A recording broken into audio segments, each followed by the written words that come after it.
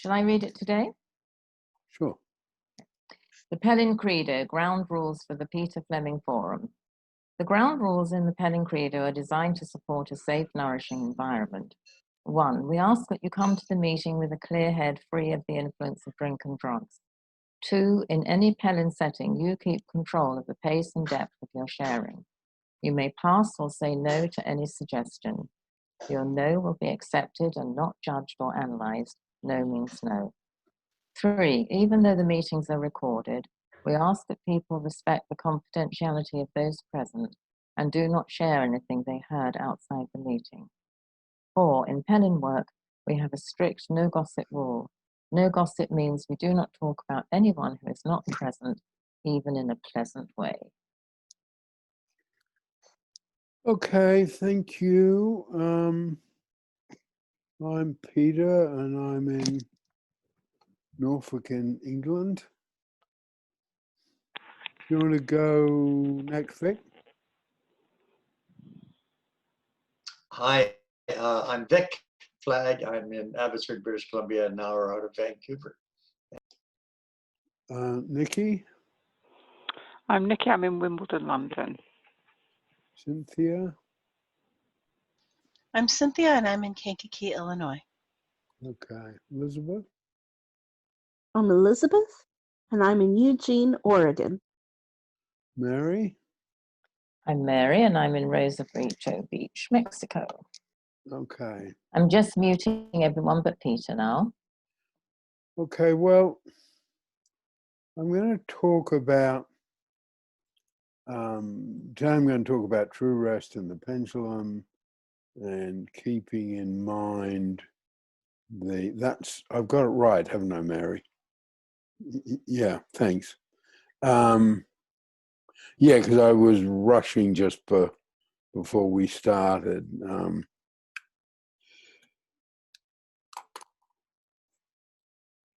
So I feel that it's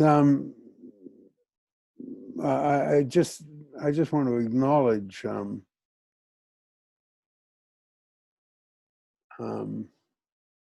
Vic, you know, just how nice it is for me to put it simply and mildly that, you know, I come in and David Pellin said this and David Pellin said that, and you know, we share that. Yeah, because I'm always trying to get, particularly when I'm training, you know, it's not work I do so much recently. Well, some of it is. In some of the fostering work I've done here and the work I've done in Cincinnati, you know, with professionals who are accustomed to things that feel like something you'd get out of university, and you know, it has, and for some people, you know, our work has a real strangeness to it. You know, they can't get their head around it. And I just plead with people, you know, will you please look at the Activator film? Will you please look at Activator 1? It's on our website. Because I think, you know, you'll get an immediate feeling how this is different. Because people sort of like it, but the way it feels different, particularly people who've had a lot of, you know, mainstream, and particularly if it's, you know, highly rated or mainstream professional training, it just feels foreign. And it is. It's not foreign, but it's just terribly different. You know, and that's why in presenting the material in various ways, I draw heavily on Alcoholics Anonymous, because it too is just different, okay? You know, a bunch of drunks set this up. Yeah, so it's nice that you're here and you knew the man, okay? But to come in, I guess, relate that to this topic and the theme I've got going about politics and how we've got something to offer, and this concept that, as far as I can see, is mine, which I'm pretty chuffed about, and that is political efficiency. Why shouldn't politics be ambitious about being efficient? And I think there we've got a lot to offer. And that brings me into this work, how, David and what we've inherited from him is different, simple, extraordinarily profound.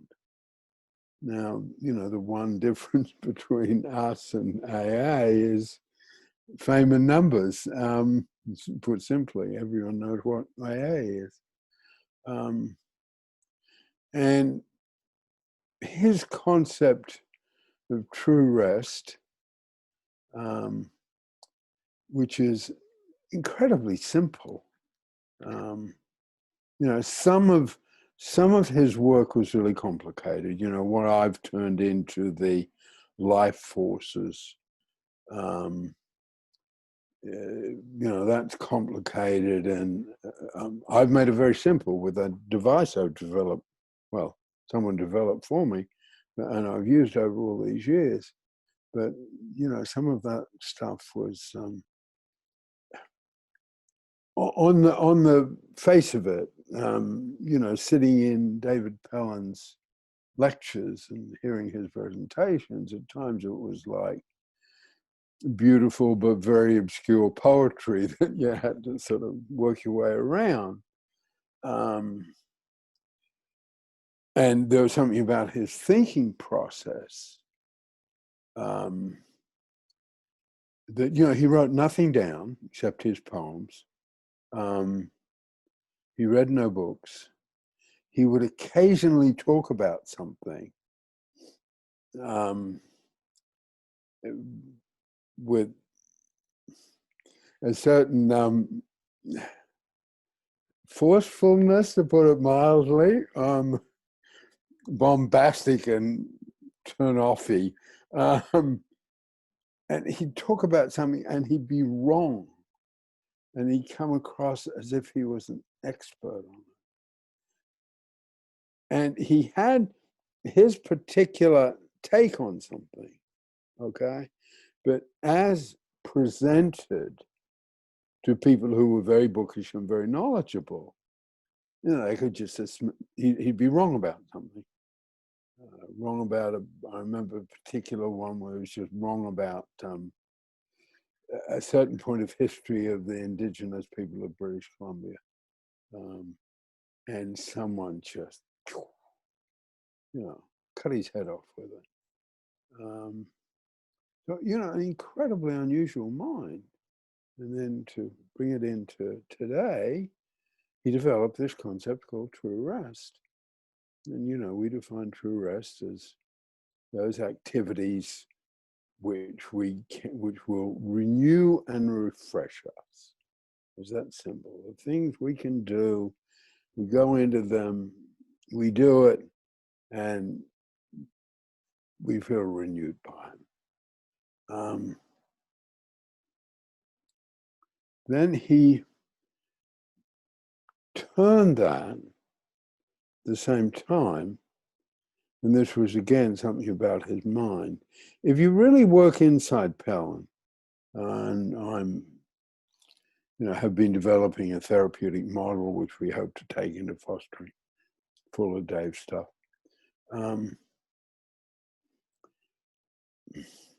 There's almost nothing in Pellin, David Pellin's thought, where you're looking at something that's horrible, ugly, negative, and there's always the positive side there. He set up, and I've seen nobody else do this.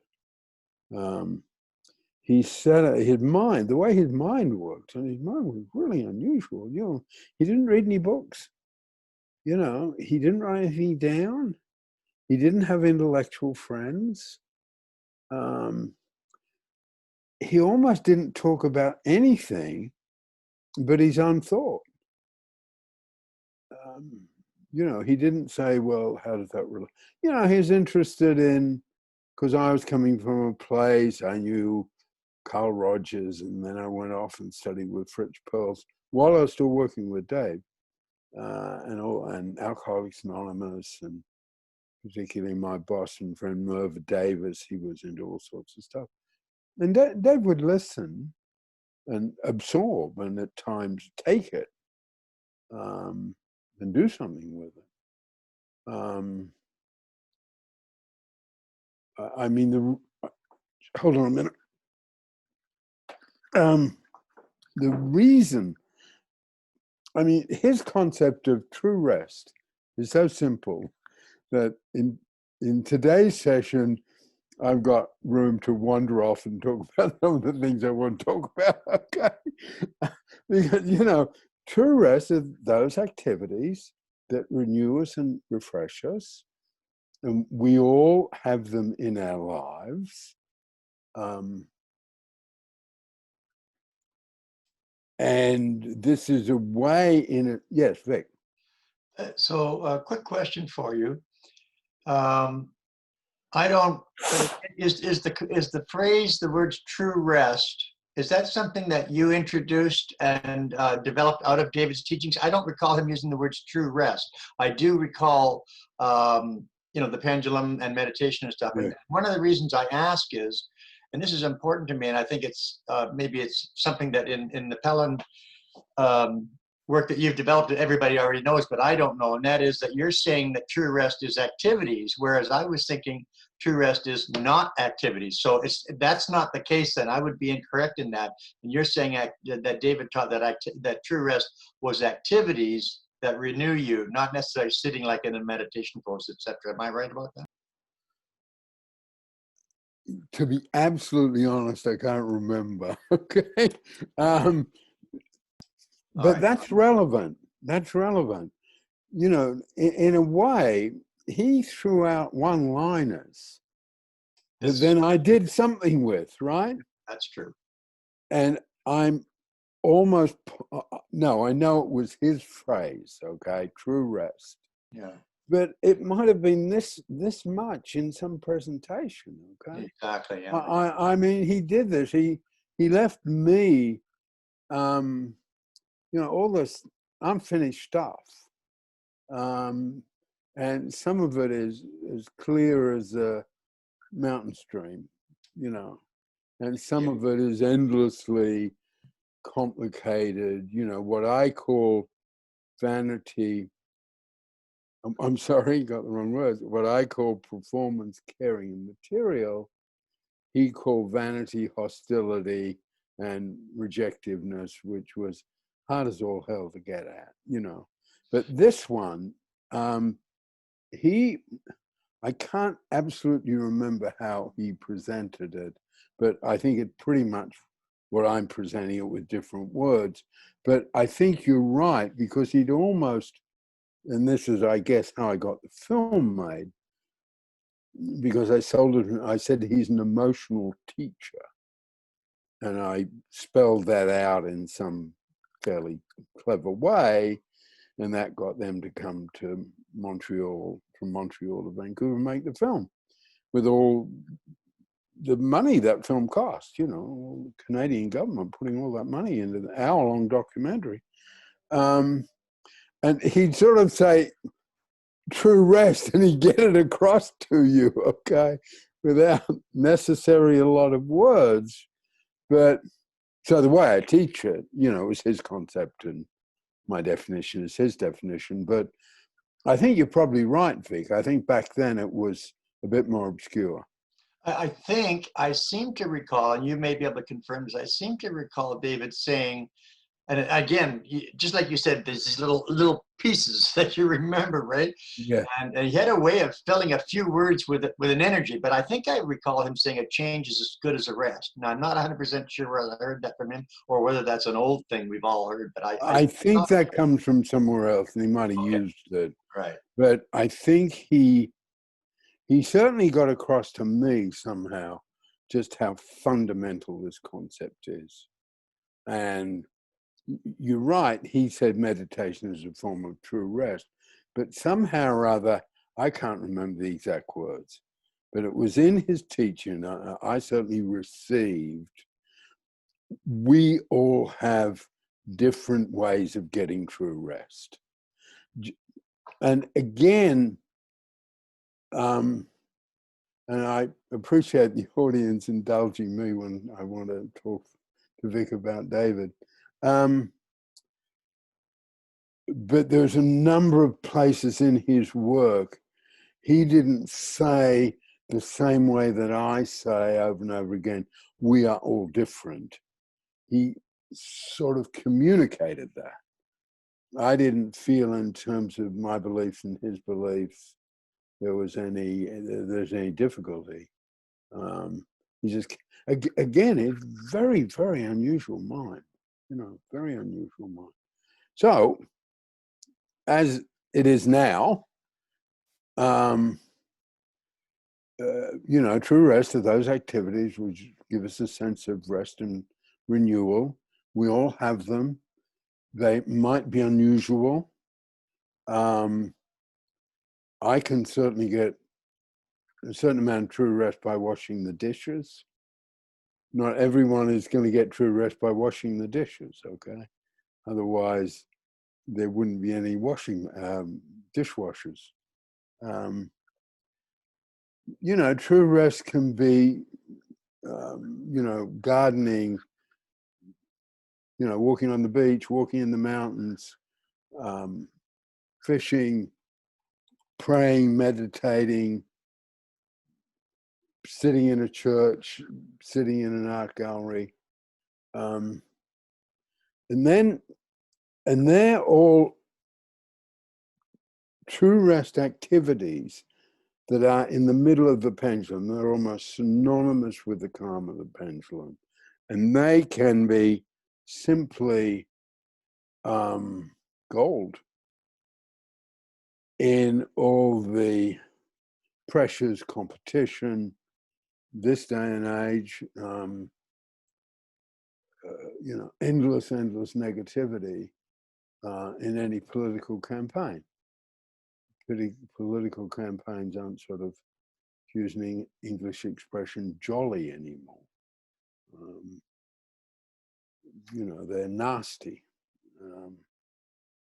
And with social media and the other side of how the technologies were wonderful for us, and the code of negative around that positive, it's also a channel for human evil. Just is. So we all need to find those activities which for us will bring us true rest, okay? Now, there's a couple of things that I think,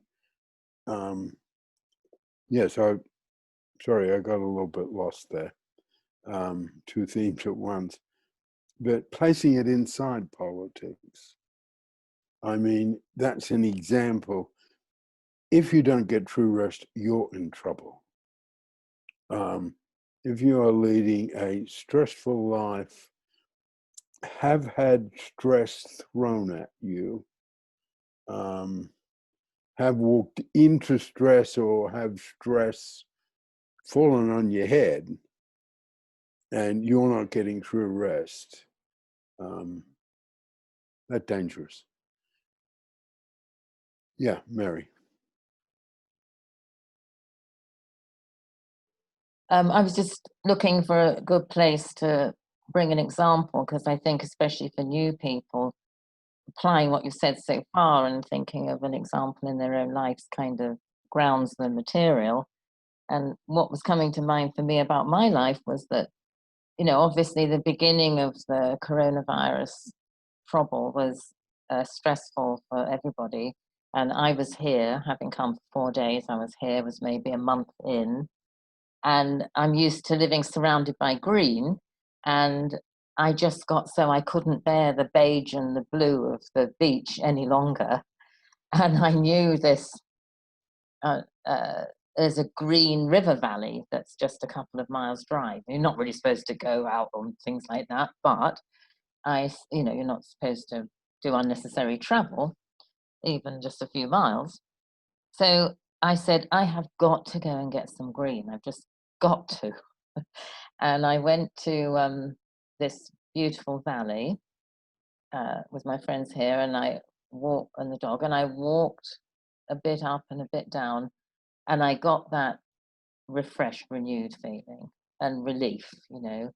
And for new people to the tool, the key about true rest compared to other things we like doing or that are peaceful is that kind of feeling ready to come back into almost like, oh, now I can do anything, from feeling that I can't do anything, I'm so overwhelmed, which doesn't, you know, which can precede the awareness you need to true rest. Then going, okay, now I can, what was I supposed to be doing? Because you feel so refreshed by whatever this special activity is. Yeah. Yeah, because that's the way and I'm just intrigued. I keep sort of, yeah, Elizabeth, sorry. I have a question, which is, you know, I now know some sources of true rest in my life. Well, when I was first introduced to the concept several years ago, I wasn't sure because I didn't know myself particularly well. And I'm wondering, are there patterns to what ends up being true rest for people? And in Pellin, is there a cause of what that ends up being? Yeah, all of that. Okay. And again, I think this is one of the places where I go back to, you know, Michelangelo's tools. And if you Google on Michelangelo's tools, they come up these simple things. And then you do all sorts of complex and sophisticated things with them. And that's what he provided. And I keep hesitating a little bit because I enjoy it, but I'll be clear that because it's going through my mind, okay, how much is that in mine and how much is that is his, you know, just running through my mind in a nice way. So I'll say the way we use it now, that'll be clearer for you. There will be patterns for us in what gives us true rest. When I use the example of I can get true rest by washing the dishes, and one of my earliest memories is helping my mother wash the dishes, and I had a very happy childhood. You know, I can remember standing on a stool and I helped wash the dishes, and I've got a sort of memory that, you know, I dropped something or broke something, but didn't matter at all. So, you know, what we call memory links are there. Okay. So, you know, so some of the patterns will be there because something in the activity that brings us true rest relates back to our past. But the tool is sufficiently sophisticated that someone might just find something absolutely new that brings them true rest. Because there are a couple of things about true rest that I think prove its enormous power, because we're saying it's really powerful. In terms of making a political decision, Vic. Just a very quick comment. So just again, Elizabeth's looking for a pattern and you're trying to identify a pattern. I remember, and you will remember, Peter, that David always had this classical music, so often had this classical music going on in the background. And I'm thinking two things, you know, maybe that's, you know, where he was getting true rest from. And the other thing I'm thinking of is, and you've talked about, and I've supported that Pellin had this way of projecting this emotional power, you know, as we've talked about. And I wonder if that isn't directly connected to the degree that he found true rest. In other words, the true rest becomes a reservoir that a person can then project from. And that might be part of the pattern as well. It's renewal. And I don't want to say too much. I wonder if that makes sense. Yeah, no, I think it is. And one of the ways true rest works, you know, Mary's point about it, because, yeah, I define it as those activities which will bring us a sense of refreshment and renewal. And so we are happy to go back and face the responsibilities we have to face or want to face. So I've developed this work in a different place around hope.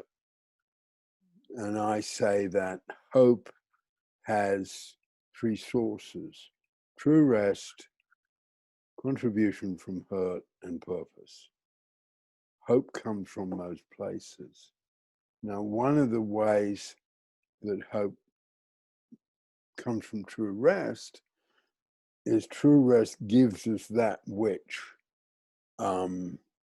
we feel we are more our true self, we are more in touch with our strength, we're more in touch with how we can balance the positive and the negative. And one of a couple of points about true rest, it's often the case that when someone finds a true rest that works for them, they want they certainly want their immediate family and friends to get involved. You know, this is such a marvelous thing and it's doing such wonderful things for me. You must join this, whether it's fishing or gardening or, you know, a religious path. And somehow or other, you know, we can convey, no, it's not like that. You know, there's not one true rest that's going to work for everyone. We all, and that's where the patterns come in, Elizabeth.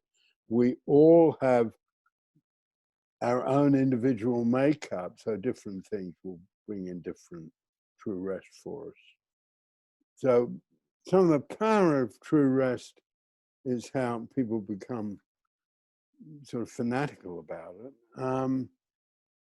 But the other power of true rest, all the great religions of the world have a place in it, in their beliefs and rituals where people get true rest. And this part of one of the other ways we look at true rest. So let me just stay with, most of true rest is in the calm of the pendulum, okay? And that is the place that can be so healing and energizing for political activity. And the great ones know that. You know, the great ones know that. The great ones know where Abraham Lincoln would tell his rather foolish sort of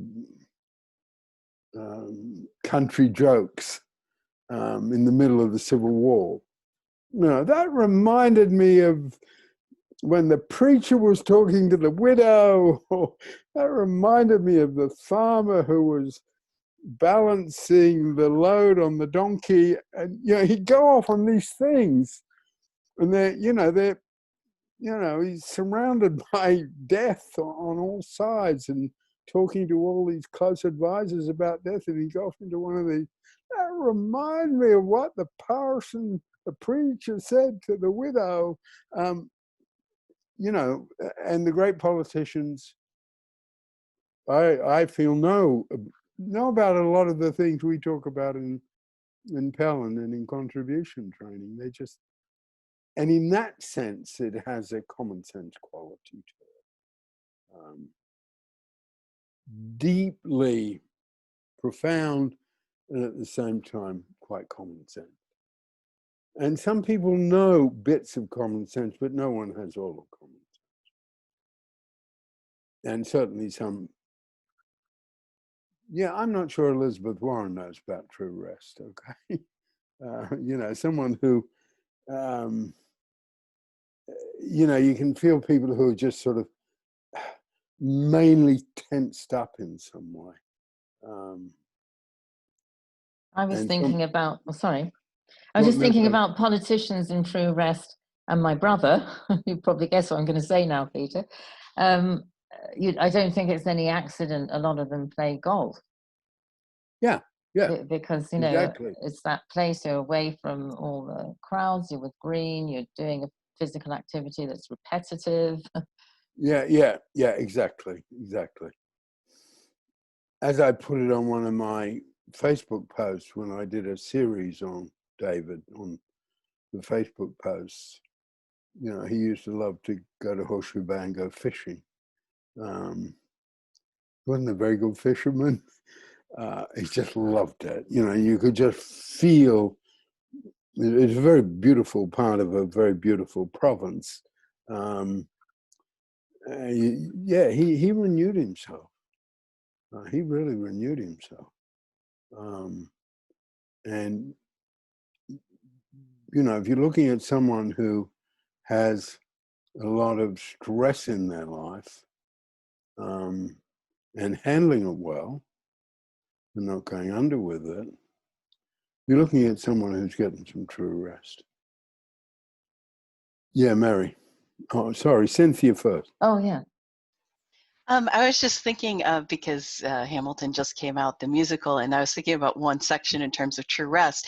There's a scene where he, this is after the revolution, where he's basically, his wife and his sister-in-law are begging him to go take a break, to go spend time with, and he refuses to go because he's got too much to do. And during that time is when he got himself in trouble by getting involved in a sex scandal. Yeah, exactly. Yeah. Which is another way, as we take the simple tool of true rest and apply it to other situations, because there's a certain true rest that is an extreme high on the pendulum. You know, ecstatic religious experiences, okay. William James wrote a book called Varieties of Religious Experience, and, you know, included alcohol, what we'd call alcoholism. You know, because one of the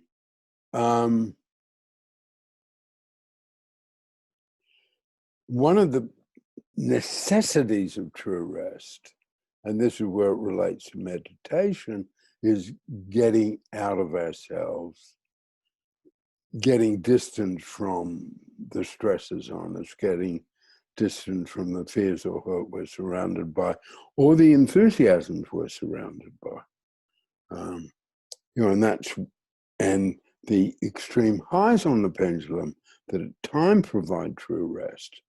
You know, going to a football game and cheering our heads off, or going to a rave, going to a pop concert. Vic. This is really touching me. I think it's really significant. I hope I'm not going to lose my train of thought. I remember David saying, you know, the positive reproduces itself, the negative destroys itself. He would say that, and it sounds so simple. But again, like you say, simple but very profound. And it sounds like what we're saying is true rest. I'm losing my train of thought here. True rest is something that renews us, but it's constructive. In other words, it's constructive.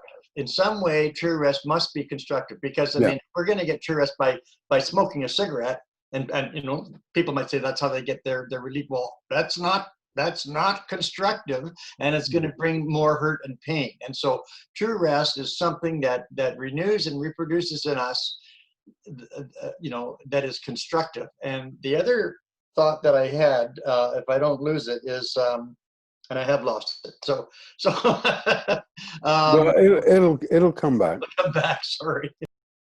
Can I say my thing? Mm. So I was just thinking about how I remember you saying to me recently, "Or get some true rest and watch your murder mysteries," and I was thinking that there's restful activities and produces a different emotional reaction from true rest. And I was thinking about, just to add this before I say more about that, I was thinking about when I first learned to bring down my compulsive highs so that sometimes I felt calm. I noticed that there was like a kind of flat calm, and then there was what I colloquially call the deep calm, which would be like a true rest state. And I think it's the same with restful activities, that there are things like when I watch my British murder mysteries, I definitely that's definitely a restful, relaxing activity for me, but it doesn't take me into that kind of, I was going to use the word hallowed. It's almost like that kind of holy feeling of when you feel so completely at peace, and you just said the phrase, it takes you out of yourself. How I characterize true rest for me is a sense of being so completely in the present, in the now of the moment, with no thinking about the past, thinking about the future. And I've noticed this, here's Elizabeth, I just let her in. I've noticed this sense when I'm in, especially when I'm in the countryside, of like almost equilibrium, like a balance between my inside and the outside of the environment, almost like I'm at one inside it, if that makes any sense. That I don't feel in ordinary life. I only feel in those deep calm or true rest moments. Yes. Where we come from in this is that true rest is going to be different for different people. Okay? So we have, and this is where we combine the tools with the therapeutic experience. Because if we're going to find out what is true rest for us, okay,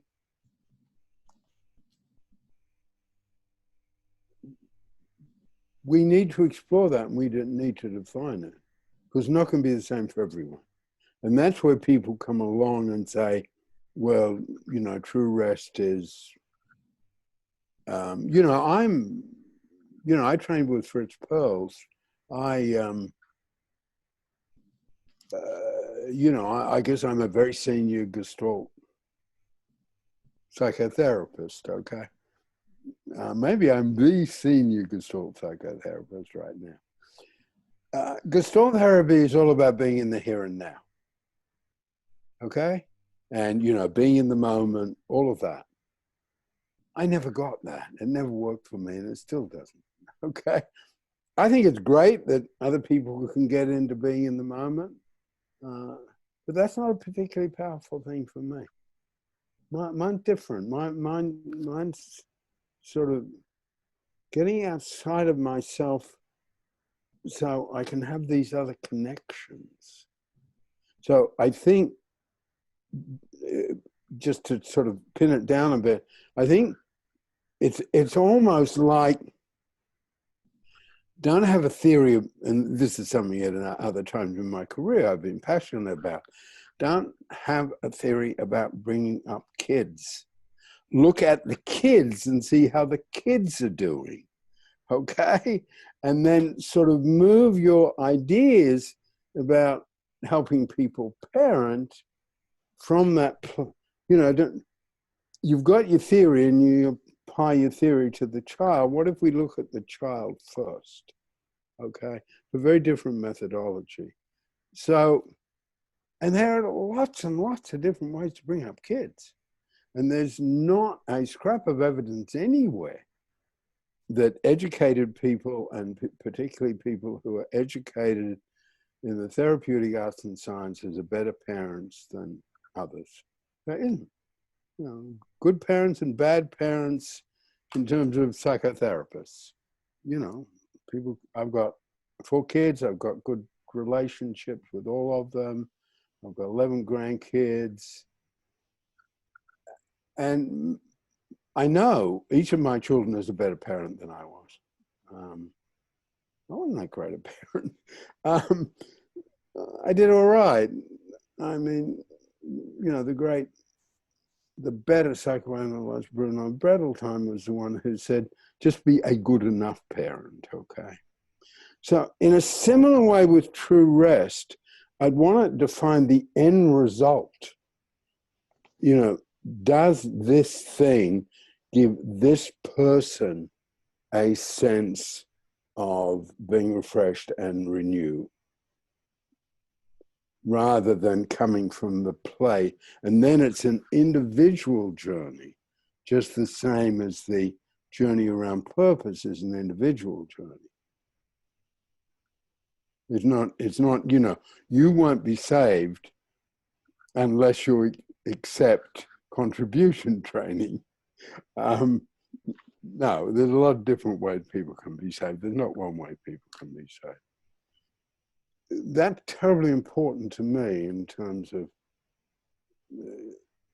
this theme, that when we come from that other sort of arrogance, that everyone would be better if they got into the here and now, and the moment is the most important thing. Well, what about someone who that's not true for? What about I lived in British Columbia, okay, for 10, 12 years. Apart from the time I went out with David Pellin in his boat, I never went fishing.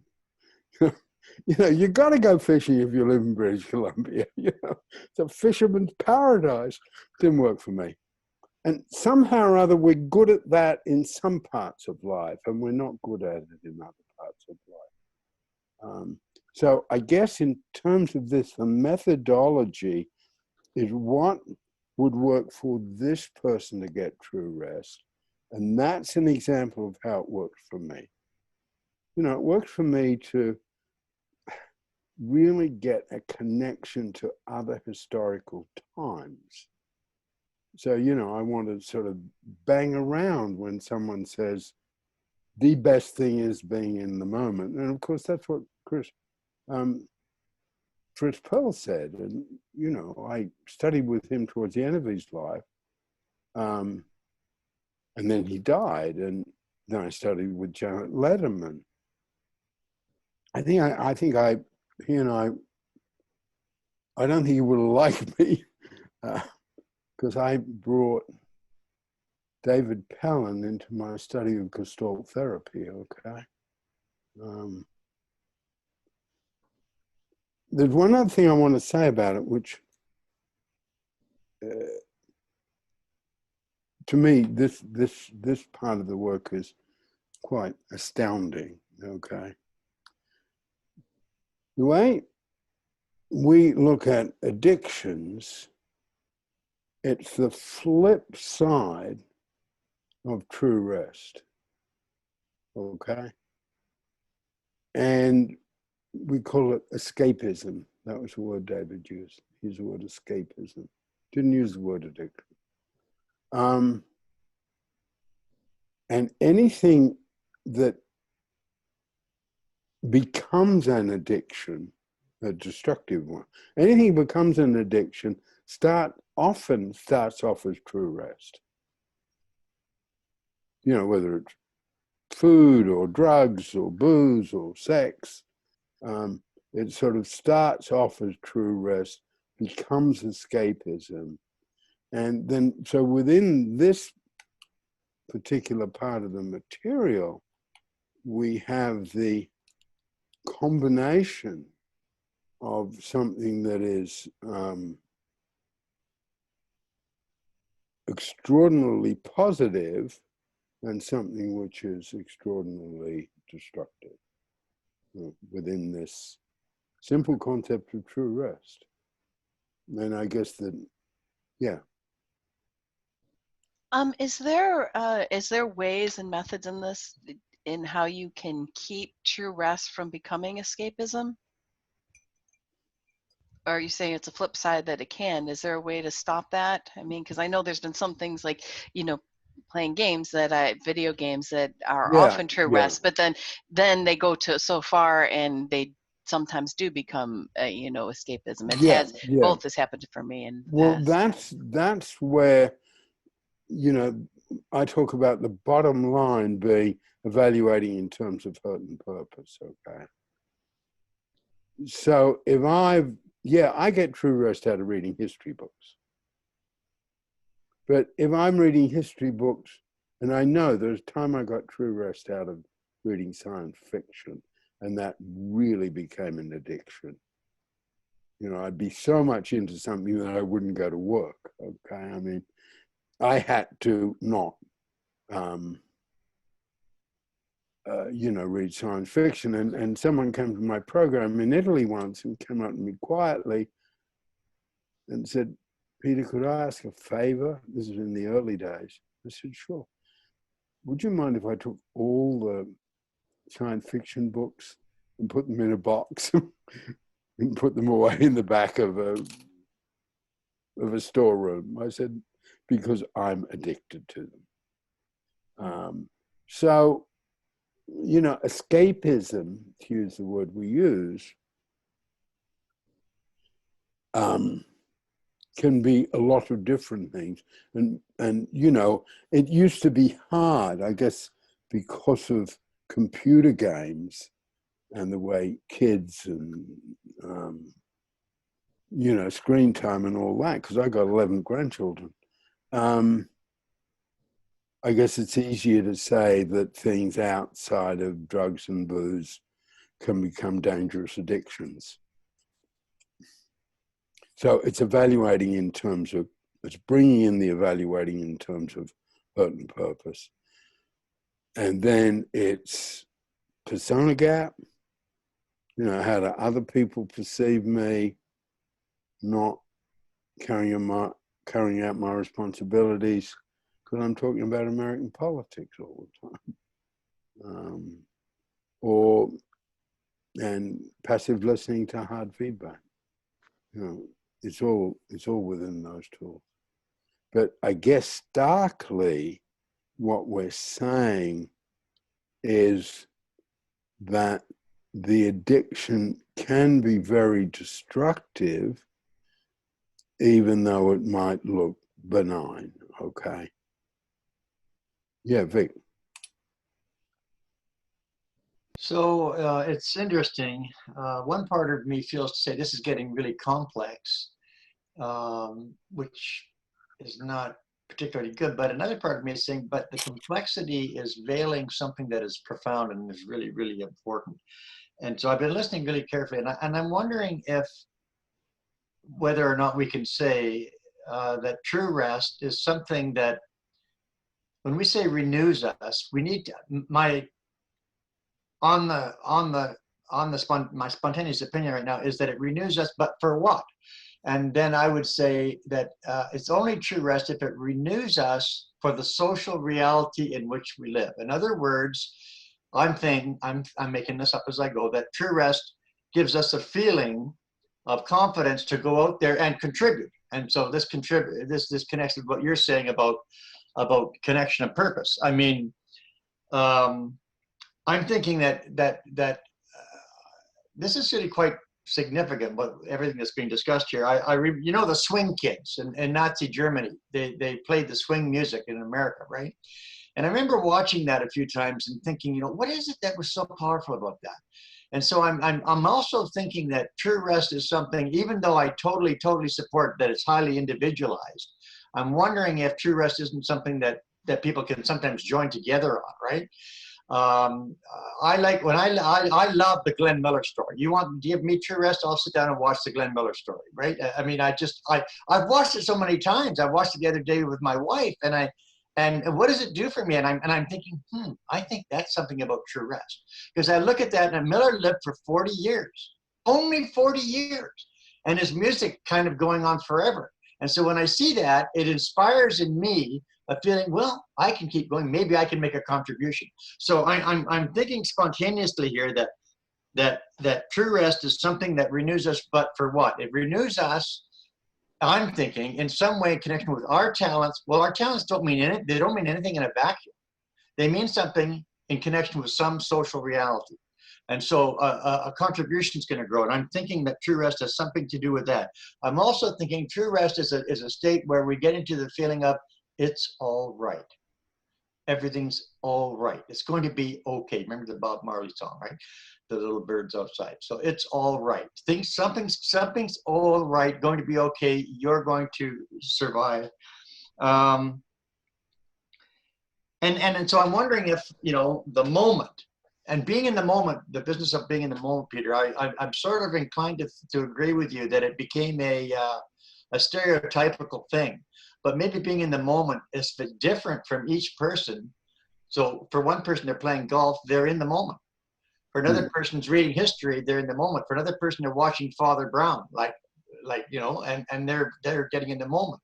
And you're thinking, because I'm in the moment, it's almost like you're saying, and correct me if I'm way off here, but it's almost like you're saying, if I can give myself this moment, that means things are okay.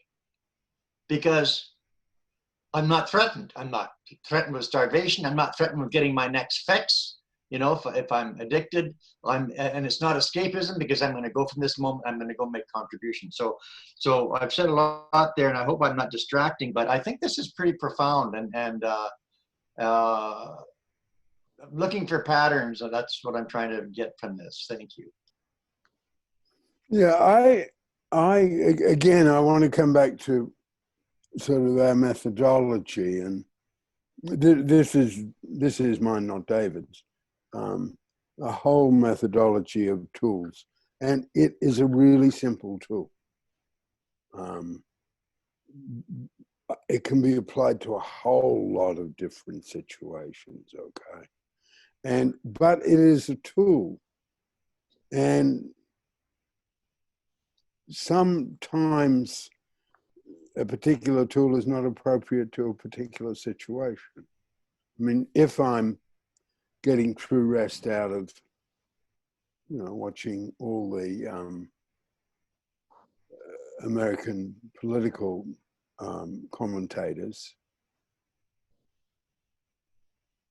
but a bit like other people were saying, you were saying, Cynthia, maybe I've got to sort of put the tool of rest aside and look at how I'm hurting myself, and then we'd be looking at the tool of authority, okay? So my methodology is we've got these toolkits. Some are going to be applicable to some situation and some to others. The bit I do want to pull down today is the relevance of this to political activity and political commitment. Because if we're getting true rest, and most of the work I'm looking at today is the true rest that's in the middle of the pendulum. The true, and and being fair, because I went off on one of my tangents. But true rest is, from in a whole lot of situations, is being in the moment. Is having that sense of comfortableness in the world, regardless of what the world is. I think the point that yeah, it's okay. Things are going to be okay. I think that's an indication of true rest. Okay. And I guess as I sort of pursue this a bit more and the tools, then, how can I use this tool for me? Because it's a simple tool, but then when you start using it, and if you use it extensively and with a lot of practice, it brings up all sorts of issues, there's no question. Because just one example, something can be true rest for years and years and years, and all of a sudden, someone can have, go to church, or go to the ashram, or go to the synagogue, and at certain times of their life, that was really true rest. Or someone, going fishing or doing the gardening. And there can be a point, and this is where the tool is subtle. Okay, it's still an activity I enjoy. It's still something I want to do, but it's not providing true rest anymore. And that's where it is an individual search. What will bring in true rest for me? And what is the nature of my true rest? And then it's a longer study, okay? Yeah, Mary. Well, I just noticed that some of the things that for me are true rest definitely have feelings of accomplishment within them. For example, making my collage cards. Every single phase of the process, gathering the pictures, sorting the pictures, designing the collage, cutting them out, sticking them, every part of it is true rest combined with feelings of accomplishment. So I don't know if that's just for me, but I wondered if there was a, in terms of when is it escapism, like I was thinking when you no longer feel refreshed, if you stop to, if you start feeling tired within the true rest, or I was wondering if there is anything to that rather than it just being individual, that connection with feeling of accomplishment, whether that fading either over time or in the course of the activity was any kind of clue. So I'm just speculating, throwing it out to you. Yeah, well, again, I guess I want to, find ways to get across the methodology of tools, because it's quite different. So, and again, so we got the tool of true rest, so we're looking at that. Now we're bringing in the tool of feelings of accomplishment, okay? And how does that work? So I have to someone has to combine the two. And I think that could be true for a lot of people. I'm someone who, and one of the basic assumptions in the work, around any positive, there's a code of negative. Around any negative, there's a code of positive. The code of negative around true rest is escapism and addiction. And some people can get addicted to feelings of accomplishment, okay? It's an odd sort of thing. That's me, I can really do that. So I have to be a bit careful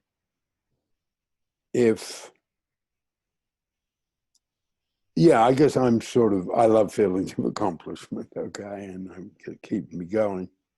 And it's got a lot to offer. That particular part of the work, by the way. The concept, this is slightly changing the subject, but some things I want to repeat session to session because I want them in our story, in our lineage. But that was the start of David Pellin's work. Now, that was the start of it when his mind took off and developed all this stuff. He was working what was then called an old age home, home for the elderly. He was incredibly good physiotherapist. And he came out with the observation that elderly people stopped getting feelings of accomplishment and had strokes. That the cause was the lack of feelings of accomplishment, and then it went from that to where did feelings of accomplishment come from, and then he came up with his stuff around purpose, and that was before all the other stuff. Okay, so yeah, I want that people to know that story. That's where it started. Which, staying with the tangent, if you'll bear with me, that means, and Mary knows this because it was her mum. You know, that's where we've got a lot to offer in terms of the elderly, and it takes us right back to the roots of it. So can I just say, so, yeah. I really understand wanting to have it really clear about a methodology of tools. And I'm a little bit confused.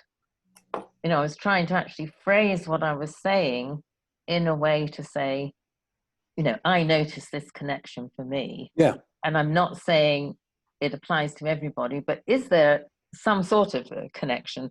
Because, you know, because I suppose as an advanced student, I've got interested in the course of this forum to take that on, that tension between what is generalizable and what is where, if you generalize, you're kind of spoiling the tool in some way. Yeah, I think that's right. To make it simple, I think it's just for some people. I think it's just that phrase. It's almost like a rubber stamp. You know, you just stamp it on all sorts of stuff, from Freud to Peter Fleming to whoever. Just got this rubber stamp. It's just a stamp. It says for some people. You know, for some people, their life will be hugely enhanced by contribution training. For some people, their life will be changed by Jesus, okay? But if you have the rubber stamp that says for some people, I think it just keeps us honest. And then, you know, in my field of work, you know, if you're not looking at how, you know, your childhood crippled your life, or if you're not looking at your childhood, you can't move ahead. For some people, that's all. Okay, some people can't move ahead without looking at their childhood. And you know, if you look at, it's the same in the as the I don't have it in front of me today, but the life forces device. You know, there's nothing in that performance carrying a material. There would be a good life if we had a healthy balance of each of them. We're saying for some people, the rubber stamp, okay? Because if you go down that route, if I go down that route, you know, someone whose name I've used here and I used a lot, Michelangelo, then his life was a mess because he almost denied everything but his performance life force. And you could say that about, and then you've got to bring in the other tool of evaluating in terms, so if you evaluate his life in terms of hurt and purpose, squeezing out caring life force, apart from a couple of close friends,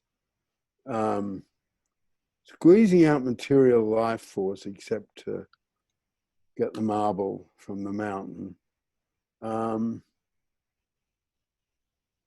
What was this person's life like? And if you evaluate in terms of purpose, his purpose was his art, and he didn't hurt anybody, okay? So that's where, yeah, who did Michelangelo hurt? I mean, you know, the Pope who he walked away from at one stage or something. So, you know, that's where we've got, you know, with almost within their simplicity, the tools have a power because you can bring them in at different times. It's a toolbox.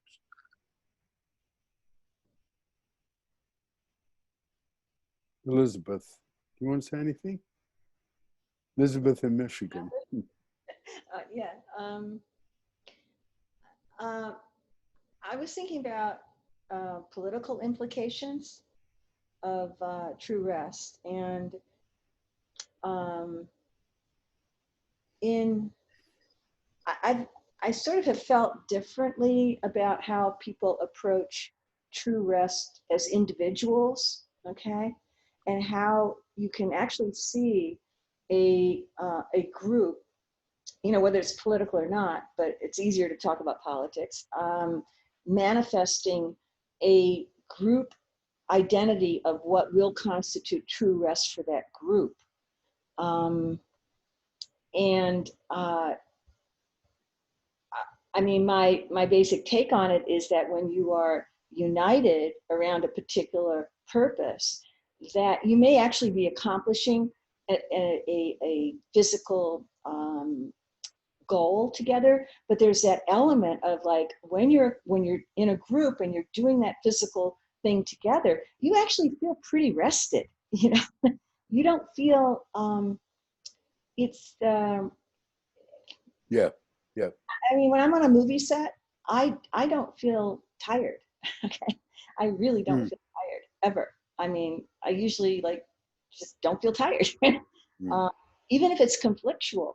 Because if I just kind of tune into the fact that everybody's working to make something happen, right? Yeah. And they're united in goal. So that feels different to me than the kind of true rest of like. No, I really appreciate you bringing that up, and that, you know, to bang on about tools. That's an example of taking the tools to the situation, not analyzing the situation and reducing it. You know, because there's a scene in the film Selma where they're making sandwiches, okay? And I think you're right. I think at times, and I imagine true rest there, I mean, the tool of true rest would be almost a way to look at what is a healthy group of people and what is an unhealthy group of people, okay? Because, you know, they're standing there making these sandwiches, okay? And they're going to walk to someone. Before they can walk to someone, they've got to walk across the bridge. And last week when we walked across the bridge, they beat the shit out of us. But they're sitting around making sandwiches. And I think you do get those moments when people are doing something together that brings in true rest, okay? This is what I felt in my essay about, I remember I mentioned the barbecue, the salmon barbecue that the activators would have every year. I remember feeling an extraordinary feeling at that time. Peter, you'd be aware of those things, and I used the word happiness in the article, and I'm connecting it with everything that Elizabeth just said. You had this group of young people. The whole world's falling apart, right? I mean, it was you know, it was rapidly changing. People were, you know, friends were dying of overdose and blah blah blah. But here you had this group of young people united, and almost like making sandwiches, like you both just said, doing this salmon barbecue. And I can remember, and I'm just, you know, 22, but I can remember being astounded, you know, that this positive oasis of activity was happening. And I think that's true rest. It connects with everything you both just said. Yeah. And then because that was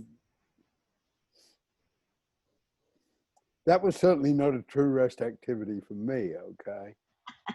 Because I was sort of in charge of some of the activity, and I ended up having this terrible fallout with David, and he said, well, you know, ship can only have one captain. I said, you know, I'll study with you, but I can't work inside the organization anymore. I don't know what pettiness, attraction to hurt, pendulum swing, all of that. And, you know, as I've written extensively, you know, it was the 4th of April, 1968, Martin Luther King was killed, and my reaction was, okay. I don't care who this guy is, I'll work with him. Yeah. Elizabeth. Mm. Oh. No.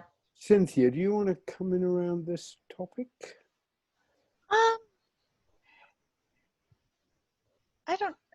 I don't think I have something right now. I talked a little earlier. I don't know that I have anything new, except for I was thinking about the when we were talking about true rest and when it becomes addiction, and I was thinking about the difference when I'm you know, when games are true rest for me and when they're not. There's a sense of guilt and feeling bad and stuff, where I think I have kind of figured out the fail-safe in the sense is, you know, I only do half an hour at a time, you know, Yeah. and then I have to stop, you know, or half an hour, you know, sometimes longer role-playing games, you sometimes get in and you can't stop, but then as soon as I can stop after half an hour, I think I need to get some. And I'm also thinking that lately I've been very bad about getting true rest, and I've noticed my productivity has gone down in part, you know, and then you get to the cycle because you get behind, so you think, oh, I don't have time to rest or relax, and then it's harder to get work done, and then I get involved, you know, for me, getting involved in the politics more than like a brief glance or two, I think is attraction to hurt. So, you know, I try to keep that to limit, but then I start getting sucked into all sorts of nonsense.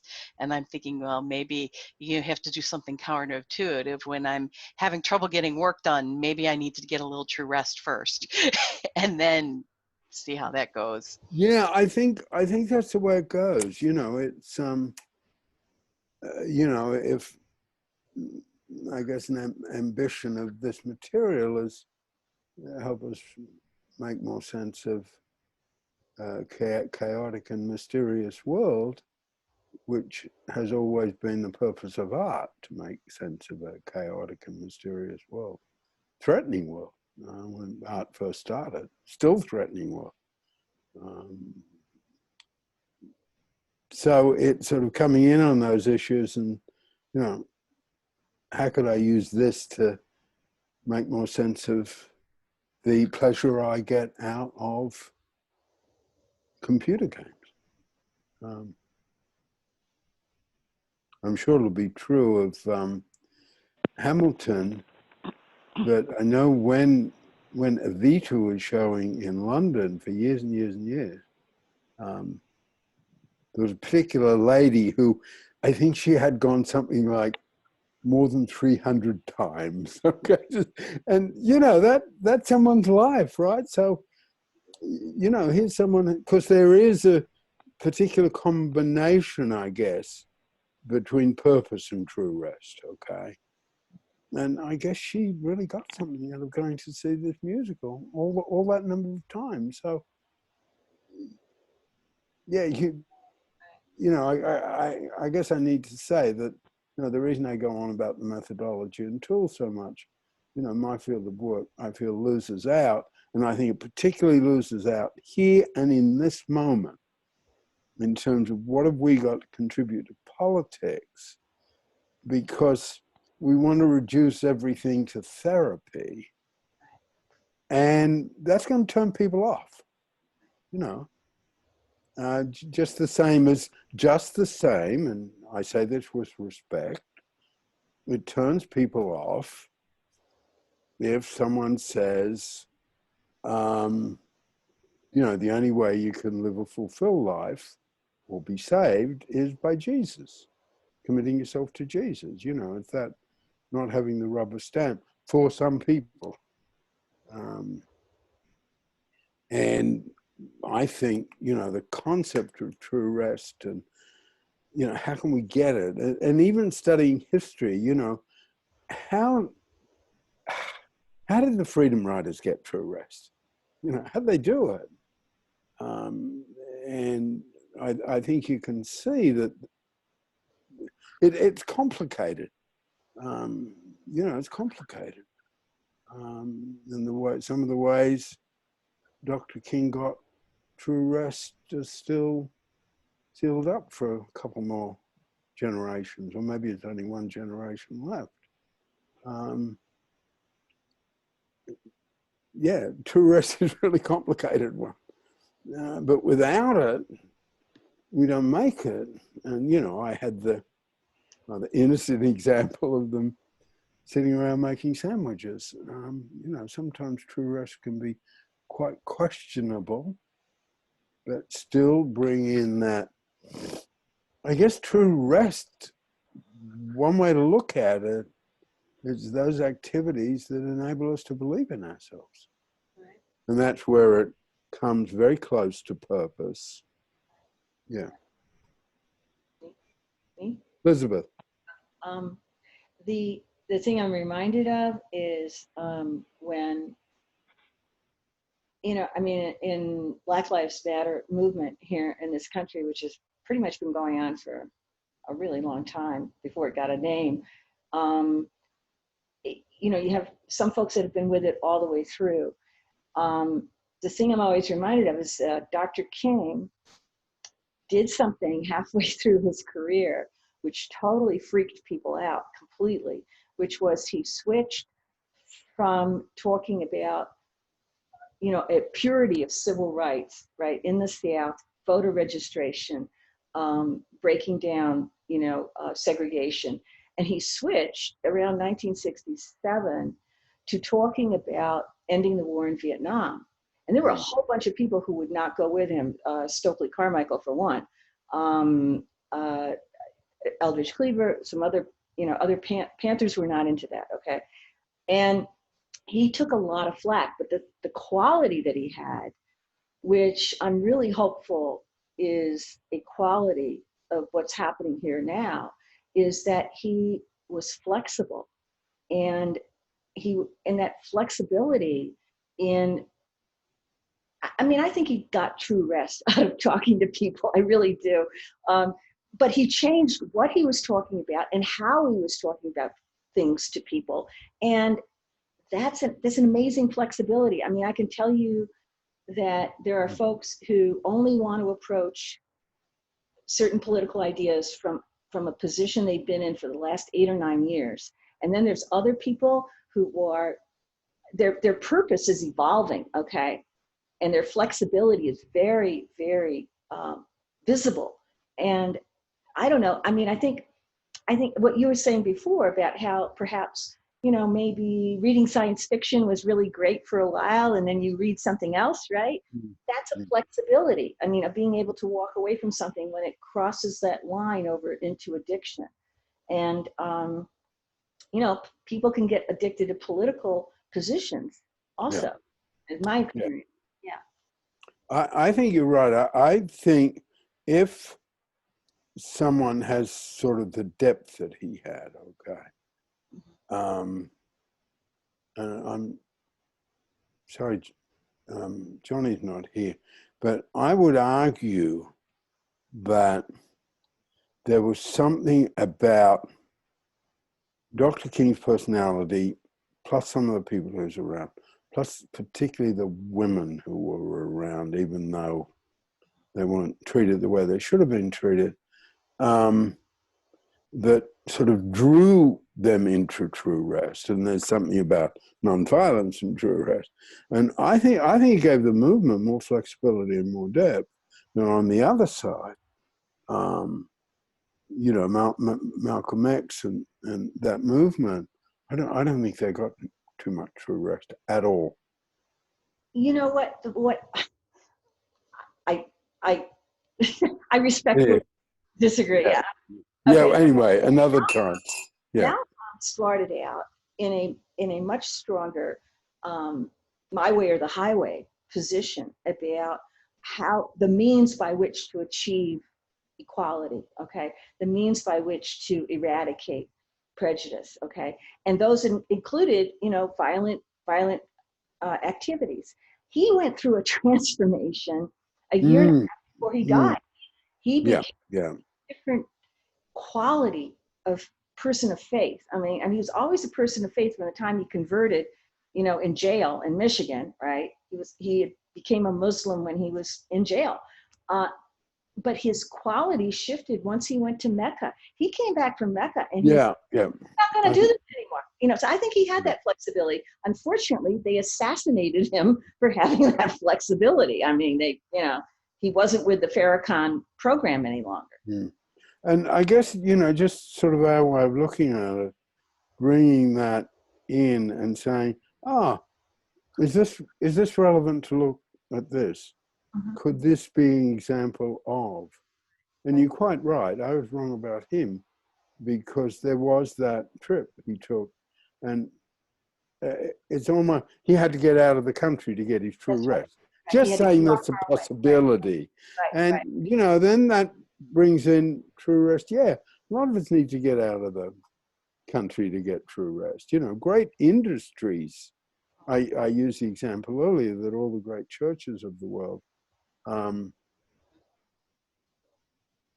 have within them ways that people can get true rest, but also there are very profitable industries created on the power of true rest.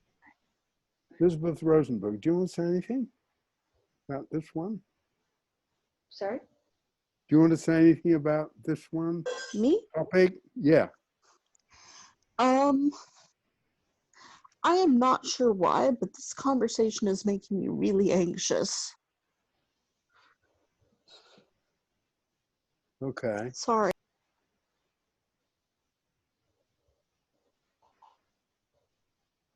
Will it work to talk about that at all, or just?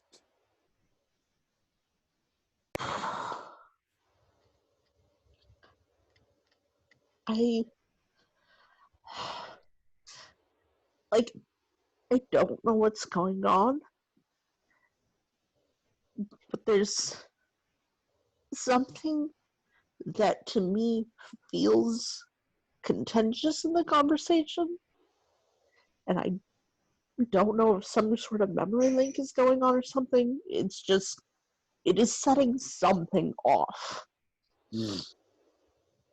Well, that's certainly what memory links are all about. Okay.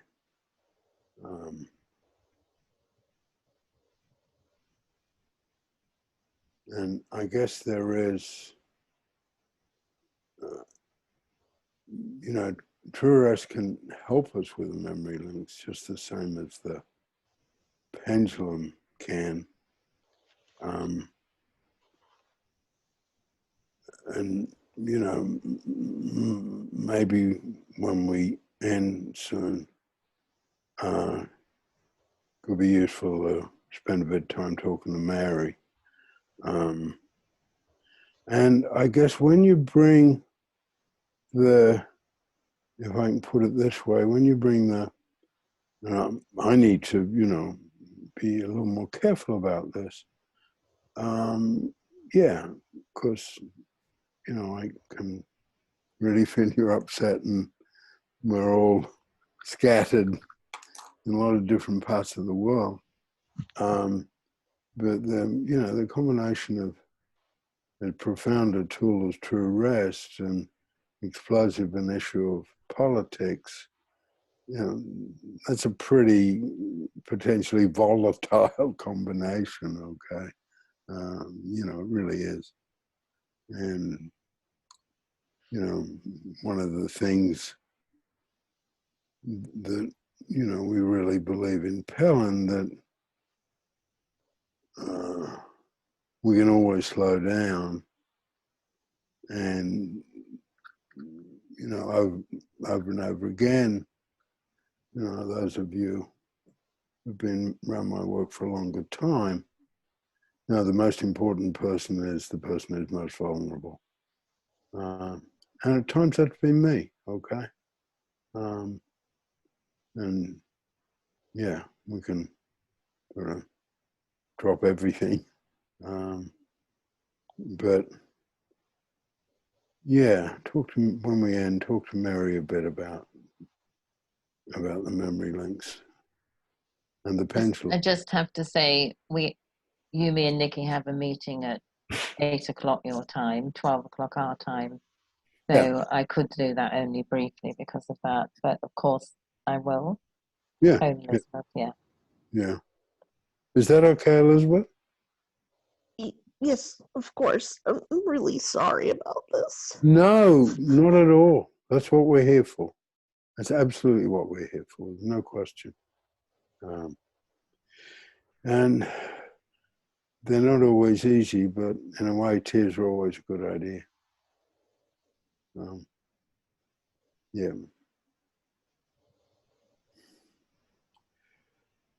So we'll end there, and I guess that sort of, what Elizabeth's going through or what my enthusiasm's about. That's what the work's about, but we have that very established tradition. Use that word. The most important person is the person who's feeling vulnerable. It'll always come from that place.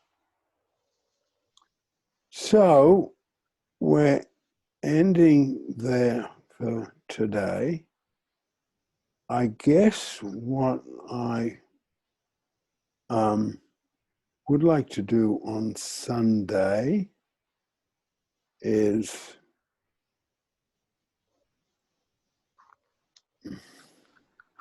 I guess the mystery and simplicity of memory links, and how I guess the therapeutic field has a great deal to offer politics when we can come from the mystery of memory links and I guess go slow rather than go fast. Yeah. Okay. We'll end up. I'm Peter. I'm in Norfolk, England. It's wet and coolish and not very summery. But yeah, thank you for coming today, and thank you for coming, Elizabeth. Do you want to go next, Nikki?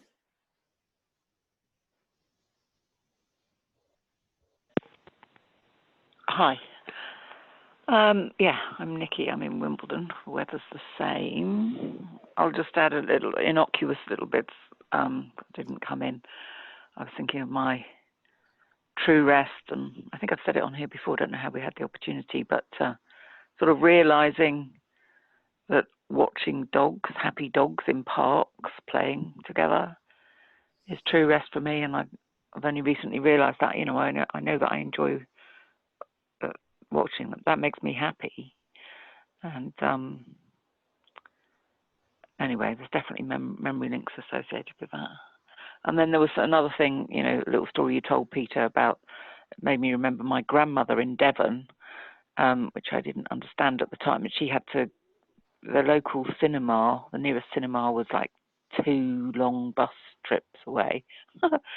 And I remember my mum telling me, sort of laughing at her about her mum having the film was only on for 2 weeks, so my grandmother had been to see The Sound of Music 6 times in 2 weeks, and she probably never saw it again because you can't get that on the telly, Yeah. Anyway, definitely that must have been true rest for her.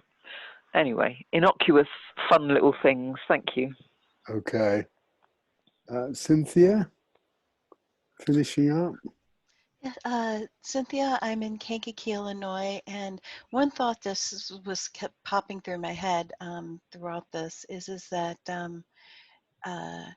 is that that's also, I think, in terms of politics, one of the ways people have kept other people down. And thinking particularly with women, that's a real strong thing about being denied true rest and being, Yeah. you know, with, particularly even, because you got to take care of, you're supposed to be busy all the time taking care of somebody else or something. And often, even if they have jobs, being responsible for all the housework and childcare, and that whole thing of being denied true rest, and that being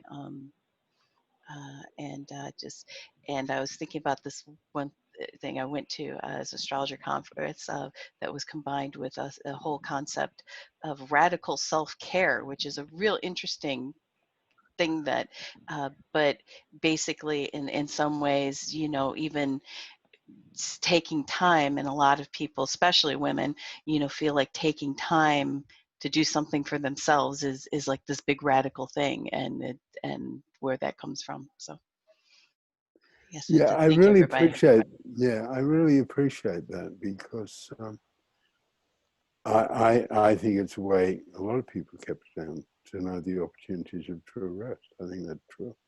I hadn't seen that. Thank you. Elizabeth Rosenberg, ending up. Is that okay? Hi. Yeah, I'm Elizabeth. I'm in Eugene, Oregon. I was thinking along the lines of what Cynthia was thinking as well, especially certain forms of what a lot of people consider being true rest, being denied to people of color historically in the United States. Recently I had cause to look for pictures, historical photographs of Black people on beaches, and I could find hardly any because so many of them were segregated. That's all. Thank you. Elizabeth in Michigan. Hey, hi, I'm Elizabeth in Ann Arbor, Michigan. And it's in the high 90s here today, Peter. You should be here. You can like sweat yourself to death here. It's like really hot. It's like a lot of humidity. This is great. I really enjoyed, and I regret not being able to come at the very beginning, but came late. So Okay. Vic. Yes, thanks. So one of the thoughts that just came to me, and I really, really appreciate everybody's comments and this discussion is, so one of the thoughts that's come to me, and I'm thinking about my previous marriage and my current marriage, I'm thinking, knowing, and I've written this down here, that's why I'm looking down, sorry, knowing what someone else's true rest is and being able to accommodate that would seem to me to be a really important relationship builder. Yeah.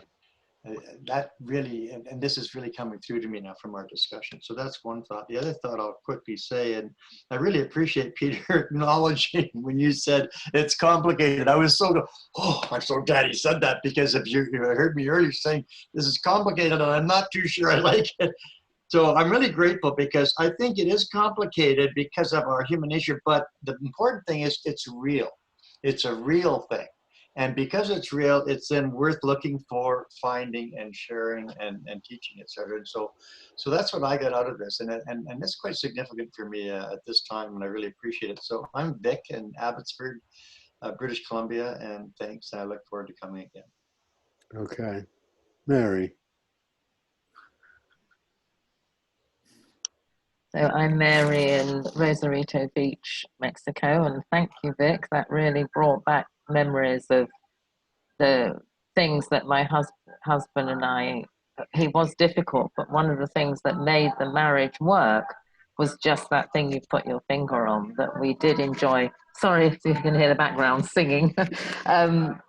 We did enjoy the same kinds of true rest, and that enormously helped our marriage that could have been really difficult and was at times.